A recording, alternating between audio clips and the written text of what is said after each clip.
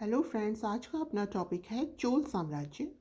इसका वर्णन हमें पाणिनि के अष्टाध्याय, कात्यायन के वार्तिक, महाभारत और संगम साहित्य से प्राप्त होता है। कावेरी घाटी, कोरोमंडल और त्रिचिरापल्ली और तंजौर तक यह साम्राज्य विस्तृत था। इसके जो पहले शासक थे वो थे उर्वपहर्रे इलंजीत चिन्नी। इन्होंने राजधानी बनाई थी चोल साम्राज्य की उरैयूर। क्या बनाई थी? उरैयूर। फिर बाद में राजा आए करिकाल। इन्होंने अपनी नौसेना बहुत शक्तिशाली बना रखी थी। करिकाल करिकाल ये सबका काल ला देते थे। क्यों? क्योंकि ये दक्षिण के हैं। दक्षिण अपना कैसा है? प्रायद्वीपीय है, यानी जल है। तो इनके पास क्या स्ट्रांग थी? इनके पास नौसेना स्ट्रांग थी। और ये सबसे महान शासक भी कहलाए। वर्णी नामक स्थान पर वेलरी तथा अन्य 11 शासकों की संयुक्त सेना को इन्होंने पराजित किया।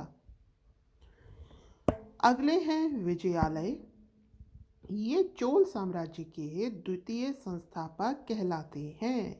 ये क्या कहलाते हैं? चोल साम्राज्य के द्वितीय संस्थापक। इन्होंने पांड्य शासकों से तंजौर को छीनकर इसको अपनी राजधानी बनाया। विजयालय ने किसको हराया था? पांड्य शासकों को पराजित कर तंजौर को अपनी राजधानी बनाया। फिर विजयालय के बाद में आए आदित्य प्रथम। इन्होंने पल्लव राजा अपराजित को पराजित किया, पांड्यों को पराजित किया और कलिंग को पराजित किया। ठीक है, ये क्या कहलाए? परांत। फिर नहीं, इसके बाद में जो राजा हुए वो हुए परांतक प्रथम। आदित्य प्रथम ने क्या किया था? जो अपराजित राजा थे उससे पल्लव वंश को हराया, पांड्यों को, कलिंग को पराजित किया। फिर उसके बाद में जो राजा हुए वो हुए परांतक प्रथम। इनका कोई महत्वपूर्ण उपलब्धियां नहीं है। उसके बाद में है राज प्रथम। इन्होंने दक्षिण के पांड्यों व चेर, पश्चिमी गंगों, उत्तर में कलिंग तथा उत्तरी श्रीलंका, मालद्वीप, इन क्षेत्रों को हराया। श्रीलंका के जो शासक थे महेंद्र पंचम, उन पर आक्रमण कर उनकी राजधानी को नष्ट किया। मतलब इन्होंने बहुत युद्ध जीते थे राज प्रथम ने। फिर बाद में आए इनके बाद राजेंद्र प्रथम। इन्होंने पश्चिमी चालुक्य, पांडे को देखिए, तीनों ही हरा रहे हैं। राज ने भी हराया पांड्यों को, आदित्य प्रथम ने भी, और यहाँ तक कि विजयालय ने भी। फिर राजेंद्र प्रथम ने पश्चिमी चालुक्य, पांड्य व चेरों को पराजित किया। सिंघल क्षेत्र को जीता इन्होंने। वहाँ के राजा कौन थे उस समय? महेंद्र पंचम। तो सिंघल क्षेत्र के राजा महेंद्र पंचम को हराया इन्होंने। बंगाल के पाल शासक महिपाल को पराजित किया इन्होंने। राजेंद्र प्रथम ने पश्चिमी चालुक्यों को हराया, पांड्य व चेरों को पराजित किया, सिंघल क्षेत्र के महेंद्र पंचम को हराया। उसके अलावा बंगाल के पाल शासक महिपाल को हराया। गंगा घाटी अभियान सफलतापूर्वक किया और कौन सी उपाधि धारण करी? गंगई कोड चेत, गंगई कोड चोल। ठीक है, तो इन्होंने गंगा घाटी का अभियान भी सफलतापूर्वक किया और क्या उपाधि धारण करी? गंगई कोंड चोल। फिर विजयोतुंग वर्मन, जो कि शैलेंद्र शासक थे, उनको पराजित किया और जावा, सुमात्रा, मलाया, प्रायद्वीप पर अधिकार कर लिया। इनकी क्या विशेषता थी? इनकी नौसेना काफ़ी स्ट्रॉन्ग थी। तो ये देखिए, इन्होंने उस नौसेना के दम पर यहाँ पर इस एरिया में, गंगा क्षेत्र में इधर से आकर सब जगह विजित कर लिए। इन्होंने वैदिक महाविद्यालय की भी स्थापना करी। आगे है राजाधिराज प्रथम। इन्होंने जो चालुक्य नरेश थे सोमेश्वर, उनको पराजित किया।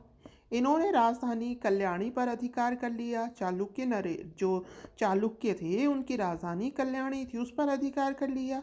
ठीक है, और वहाँ के कौन थे राजा? विजय राजेंद्र, उनको हराया। राजेंद्र द्वितीय कुलोत्तुंग प्रथम नाम से शासक हुए। राजेंद्र द्वितीय किस नाम से हुए? कुलोत्तुंग प्रथम नाम से शासक बने। अब है इनका कुछ प्रशासन देखते हैं कैसा था। राजा का निजी सहायक उद्दम कुटुम कहलाता था। राजा का जो निजी सहायक होता था वो उदम कुटुम कहलाता था। उच्च स्तरीय अधिकारी पेरुनंदम, राजा का निजी सहायक तो क्या कहला रहा है? उद्दम कुटुम। उच्च स्तरीय अधिकारी क्या कहला रहा है? पेरुनंदम। निम्न स्तरीय अधिकारी क्या कहला रहा है? सीरुतरम। ओले नायकम ये प्रधान सचिव था। ओले नायकम क्या था? प्रधान सचिव। तो राजा का निजी सहायक क्या कहलाता है? उद्दम कुटुम। उच्च स्तरीय अधिकारी क्या कहलाता है? पेरुनंदम। निम्न स्तरीय अधिकारी सीरुतरम। ओले नायकम कहलाता है प्रधान सचिव। ठीक है। अब उसके अलावा हम देखते हैं कि जो गजारोही श्रेणी जो सेना होती थी उसे कहते थे कुंजीर मल्लर। गजारोही को क्या कहते थे? कुंजीर मल्लर।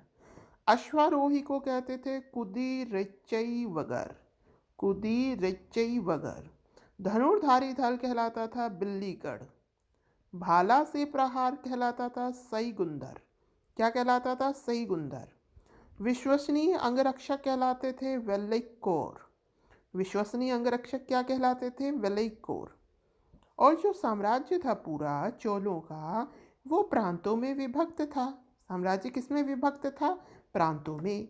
तो देखिए हमने देखा कि जो इनके पहले राजा थे वो कौन थे? ये थे इकप हरे इलंजेत चन्नी। इनकी राजधानी थी उरैयूर। फिर आए करिकाल, है ना। इन्होंने महान शासक थे करिकाल। इन्होंने वन्नी नाम पर वेलरी और अन्य 11 शासकों को एक साथ पराजित किया। फिर विजयालय आए। इनकी जो नौसेना थी ये काफ़ी स्ट्रांग थी। फिर विजयालय आए। इन्होंने पांड्य शासकों से तंजौर को छीना। फिर आदित्य प्रथम आए। इन्होंने पल्लवों को के जो राजा थे अपराजित उनको हराया। पांड्यों और कलंग पर मतलब उनको भी हराया, विजय प्राप्त करी। फिर राजराज प्रथम आए। इन्होंने श्रीलंका तक विजय प्राप्त करी। फिर राजेंद्र प्रथम आए। ये गंगा के मैदान तक पहुंच गए। गंगा घाटी अभियान तक कर डाला इन्होंने। ठीक है। सिंघल क्षेत्र जीत लिया। तो इन्होंने क्या उपाधि धारण करी? गंगई कौंड चोल की उपाधि धारण करी। एक वैदिक महाविद्यालय भी बनाया। उसके बाद में आए राजाधिराज प्रथम। तो चालुक्य नरेश सोमेश्वर को पराजित किया इन्होंने और उसकी राजधानी कल्याणी पर अधिकार किया। ठीक है। फिर बाद में हमने कुछ जो प्रशासनिक शब्द थे वो देखे इनके काल के। अब देखते हैं चोल कला। चोल स्थापत्य के मुख्य देन, मतलब चोलों ने मेनली क्या किया? मंदिर बनाया। ठीक है। क्या बनाया? मंदिर। द्रविड़ शैली में मंदिर बनाया। द्रविड़ शैली की विशेषता क्या होती है? इनके जो विमान होते हैं बड़े होते हैं, वर्गाकार होते हैं। मध्य में विस्तृत आंगन होता है। जो गोपुरम होता है वो अलंकृत होता है, खूब सजाया हुआ होता है, मंडप होता है। पारंपरिक सिंह ब्रैकेट में बने होते हैं। संयुक्त स्तंभ होते हैं। अब कौन कौन से मंदिर फेमस है देखिए, इन्होंने अपने नामों से भी बना रखे हैं। ये देखिए तिरुकटलाई, तिरुकटलाई द्वारा बनाया गया सुंदरेश्वर मंदिर। नरतम लाई द्वारा बनाया गया विजयालय चोलेश्वर। नरतम लाई विजयालय चोलेश्वर। राज द्वारा बनाया गया बृहदेश्वर। राजेंद्र प्रथम द्वारा बनाया गया गंगई कोंड चोलपुरम। राजेंद्र प्रथम द्वारा कौन सा बनाया गया? क्योंकि इसने जो गंगा घाटी अभियान सफलतापूर्वक किया था, इसलिए राजेंद्र प्रथम द्वारा कौन सा मंदिर बनाया गया? गंगई कोंड चोलपुरम। अब देखते हैं साहित्य। तो साहित्य जो था उसकी जो मेनली भाषा थी वो थी तमिल और संस्कृत। एक कंबन रामावतार ग्रंथ है इस समय का प्रमुख। कंबन कुलोतुंग तृतीय का तमिल साहित्य का स्वर्णकाल कहलाया इनका समय। मतलब कंबन कुलोतुंग तृतीय एक ग्रंथ है जो कि तमिल साहित्य का स्वर्णकाल। जयंग गोदार कुलोतुंग प्रथम का राजकवि था। जयंग गोंदार कुलोतुंग प्रथम का राजकवि था। तो ये जो नाम है ये बेहद टिपिकल्स हैं। ठीक है। एक दो बार रिवाइज करेंगे तभी ये थोड़े समझ में आएंगे और याद हो पाएंगे। ठीक है। तो धन्यवाद। Have a nice day.